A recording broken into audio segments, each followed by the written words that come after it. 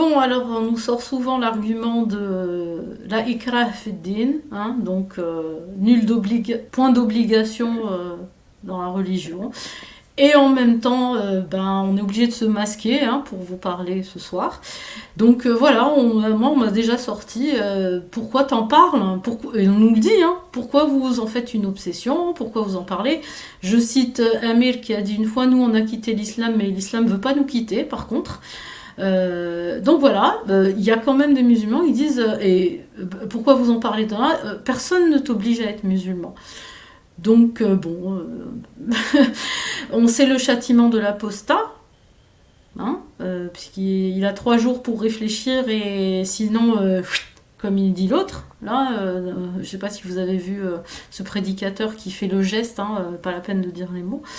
If they refuse, then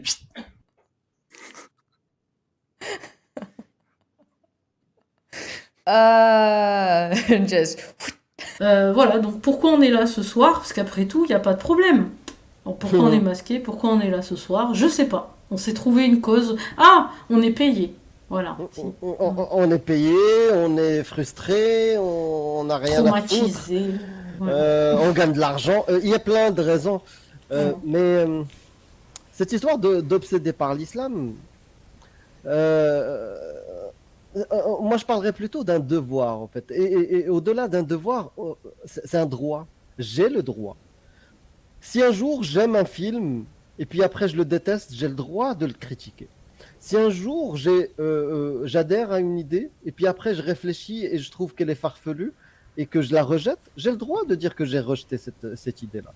Eh ben, une religion, c'est pareil, c'est une idée dans une tête. Et un jour, tu peux y croire, puis après, peut-être tu évolues, peut-être que tu régresses, mais tu as le droit de dire ce que tu penses. Imaginons qu'on a tort. Ok, on a tort. Mais j'ai le droit de dire que ça, je ne suis pas d'accord et je n'aime pas et que je trouve ça farfelu, irrationnel. Mais aujourd'hui, une doctrine comme l'islam m'interdit de parler. Donc, si on parle de liberté d'expression, si on parle de liberté de conscience, que réclament des musulmans pour porter leur voile ou faire ce qu'ils veulent, nous aussi, on réclame ça.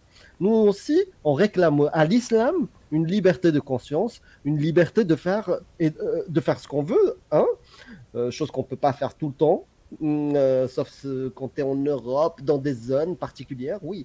Mais il y a des pays où tu peux pas vivre. Tu peux pas vivre avec tes convictions.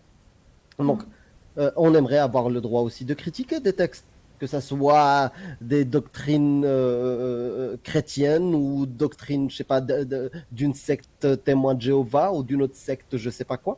J'ai le droit. Eh ben, l'islam aussi, j'ai le droit de critiquer. Voilà.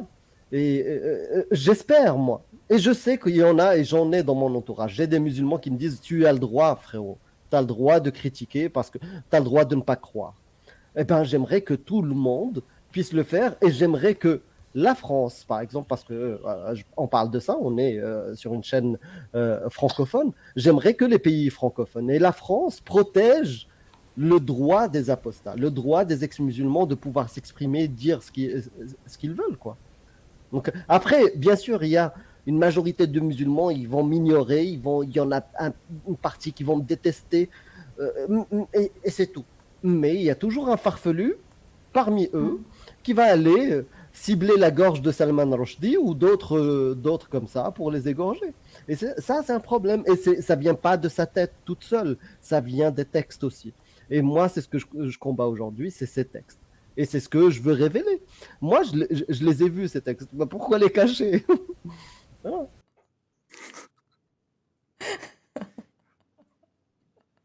Ah. Just.